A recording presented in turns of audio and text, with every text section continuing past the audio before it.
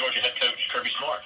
The Bulldogs will host Arkansas State Saturday at noon Eastern on ESPN2. To ask a question for Coach Smart, please press *1 on your telephone's keypad now. Coach, while we wait on those questions to come in, take a moment to comment on your team as you enter the Arkansas State game on Saturday.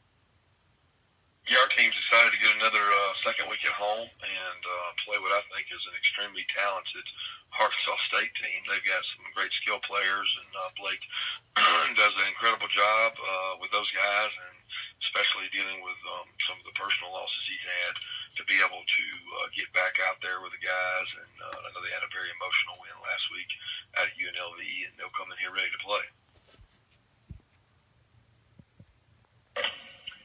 First up, we'll go to Murray Poole of Bulldog Illustrated. Hey, Kirby. Hey, Murray. Yeah, you mentioned the skill players, Kirby.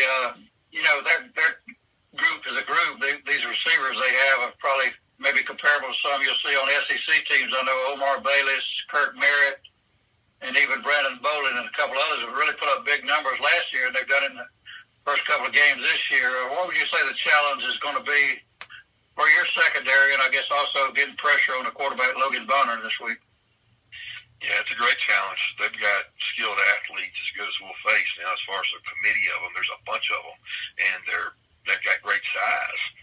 They play the ball really well in the air, and there's just lots of them, and they spread you out. They're not easy to cover because the spacing is such that they cover the width of the field, and they do a great job of packaging those plays with their run game. Okay, thank you. Next up is Steve Malta, WZD. Hey, Coach, how are you today? Doing great, Steve. Where do you think you feel like your team got better from week 1 to week 2? Well, I thought we executed a little better than we did against Vandy. We had a few bumps in the road in Vandy that we executed at a little bit higher clip. We played a little bit cleaner. We didn't have quite as many penalties. We tackled a little better. Now, you could probably argue that they might not be playing the same skill level as Vandy playing Murray State, but we got a lot of other areas that we can still improve on, and that's what's important to me this week is seeing the improvement from week 2 to week 3. In terms of leadership, tell me how you evaluate where you are from a leadership standpoint this early in the season, Coach. Hard to tell. We've had a really good camp, and the guys really led well. The last 2 weeks, we've had good practices. This week, it's been really hot, and we've had a couple good practices and a couple poor ones. So we've got to do a really good job of focusing in today and go out there and focus on that. Our leaders got to be our best practice players. They got to be the ones that set the tone, and the way you do that is by how you practice. Thank you, Coach. Next is Adam Rittenberg of ESPN.com.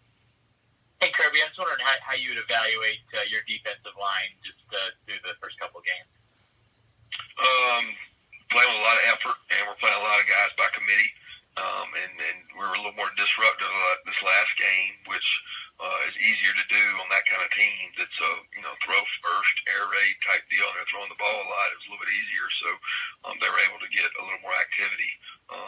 But the verdict's still out on our entire team. I mean, we don't really find out who we are until you get in some really tough adverse situations.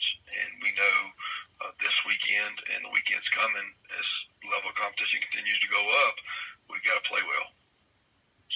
In your defense, Kirby, is it critical that there's a single dominant defensive lineman, or can you just, by committee, be very good and still play at a high level overall?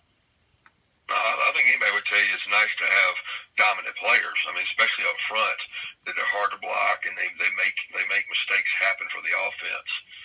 But there's a lot of people that have done it historically by committee.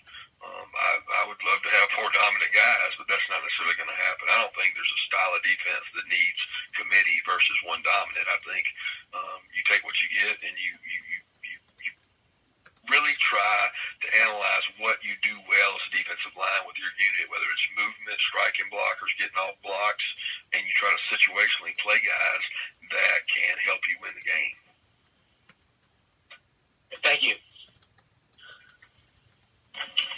We have time for a couple more. If there's any more questions, press *1.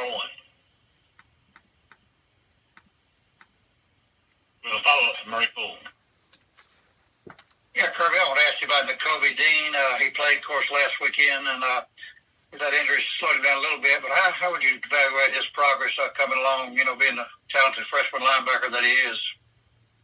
He's coming along well. He's got his first real taste last weekend, getting to go in the game and play, and being involved in a lot of different formations, a lot of different third down situations. And I think he's improving his health, meaning he's able to practice and sustain longer, so he can take more reps in practice. Where the last 2 weeks we weren't able to give him a lot of reps in practice because of his injury, and this week he's been able to play on first and second down a little more and play with a little more pace. Okay, thank you. We also have a note from Steve Moulton. Yes, Coach. I was hoping to get your evaluation on the run game through the first 2 weeks. How would you evaluate how the run game has performed? They've done a good job. I think our front has been able to get movement, create space, get some perimeter and inside run where we're not limited to just inside run only. And I think anytime you're making people aware that you can attack the perimeter in the run game as well as inside, it's just harder to defend. But the test will increase this weekend because they have an extremely athletic front, and they cause a lot of problems with their disruption inside. And then it just grow from there. And Zamir in particular, coming off that injury, how does he look to you? I mean, from someone that recruited him back in high school up till now, does he look any different, any better? You tell me, Coach. He's done a good job. He looks more and more confident. I think the initial getting the ball, reading his keys, and the burst and acceleration is starting to come back. The acceleration through contact, I thought we saw a little bit last week, and he continues to grow with that. And that allows him to improve and get better. Thank you, Coach. All right, our final question is going to come from Angelique, and ma'am, I'm sorry, I'm not sure how to pronounce your last name of the Detroit News. That's okay, no one does. I'm sorry to change gears here, Kirby, but Jim Harbaugh, end of July, proposed his idea of a one-time transfer, no waivers, just players can have this one freebie. And I was wondering if you think that has merit. I think it's for each coach to judge and have an opinion. My opinion would be that the rules we have currently are really beneficial in saying that a young man graduates from the University of ATHENS, he gets that opportunity. He gets an opportunity to go to another school and go to graduate school. And I think that's a realistic picture. I think if you got to be careful to say a one-time transfer, they can go anywhere they want to go. It creates a little bit of an issue when a kid has a hard time and struggles. And I think that that's part of the process of growing up. I don't think that every kid that walks in as a freshman and hits a tough road, I've seen it for 20 years now, where a guy walks in and it's not easy at first. It's not easy anywhere. And a lot of kids today want to turn and run when it's not easy, and that's not the best thing for them.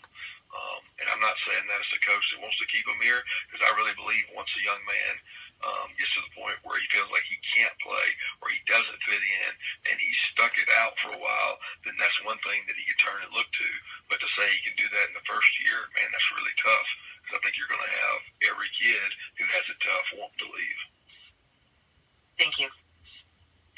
Thanks for your time, Coach.